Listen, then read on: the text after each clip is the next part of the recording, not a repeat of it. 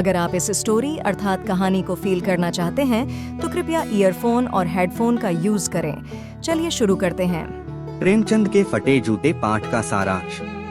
परसाई जी के सामने प्रेमचंद तथा उनकी पत्नी का एक चित्र है। इसमें प्रेमचंद धोती कुर्ता पहने हैं तथा उनके सिर पर टोपी है। वे बहुत दुबले हैं, चेहरा बैठा हुआ तथा हड्डियां उभरी हुई हैं।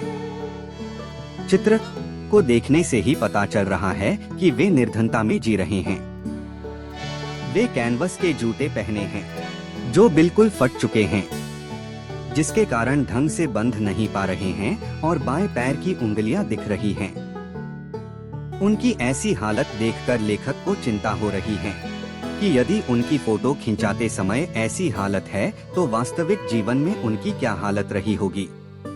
फिर उन्होंने सोचा कि प्रेमचंद कहीं दो तरह का जीवन जीने वाले व्यक्ति तो नहीं थे, किंतु उन्हें दिखावा पसंद नहीं था। उनकी घर की तथा बाहर की जिंदगी एक सी ही रही फोटो में दिख रही तथा होगी। वास्तविक स्थिति में कोई अंतर नहीं रहा होगा। तभी तो निश्चितता तथा लापरवाही से फोटो में बैठे हैं।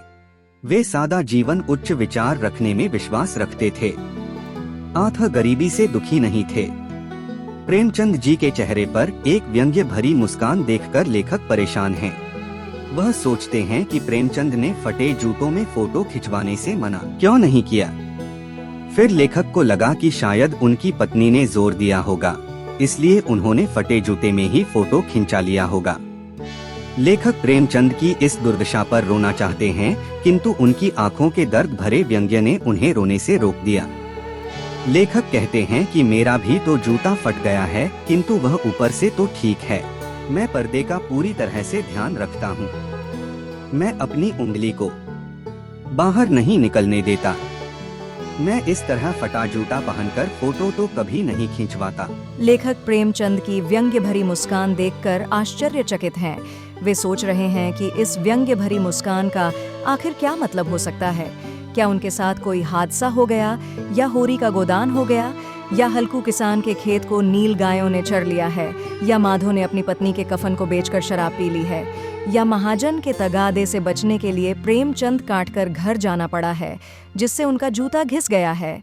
लेखक को याद आता है कि ईश्वर भक्त संत कवि कुंभनदास का जूता भी फतेहपुर सीकरी आने जाने से घिस गया था। अचानक लेखक को समझ आया कि प्रेमचंद का जूता लंबा चक्कर काटने से नहीं फटा होगा, बल्कि वे सारे जीवन किसी कठोर वस्तु को ठोकर मारते रहे होंगे। रास्ते में पड़ने वाले टीले से बचकर निकलने के बजाय वे उसे ठोकरे मारते रहे होंगे। उन्हें समझौता करना पसंद नहीं है। जिस प्रकार होरी अपना नेम धर्म नहीं छोड़ पाए, या फिर नेम धर्म उनके लिए मुक्ति का साधन था, लेखक मानते हैं कि प्रेमचंद की उंगली किसी घृणित वस्तु की ओर संकेत कर रही है, जिसे उन्होंने ठोकरें मार मार कर अपने जूते फाड़ लिए हैं। वे उन लोगों पर मुस्करा रहे हैं जो अपनी उंगली को ढकने के लिए अपने तलवे घिसते रहते हैं।